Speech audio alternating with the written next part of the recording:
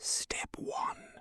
Click on File /Save As /Browse /File Type Excel Macro Enabled Workbook XLSM /Save As. Step 2. Then click on File, Options, Customize Ribbon.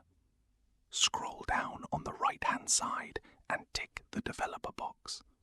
OK. Step 3. Then click on the Developer tab and then Macro Security, and then tick the bottom box of Enable VBA codes. Not recommended. Potentially dangerous code can run. Step 4. Then save down the file. Then close the file. And then reopen. Step 5. Then go on to Visual Basic. And then Insert /Module. Then paste in the code which is in the description. Step 1.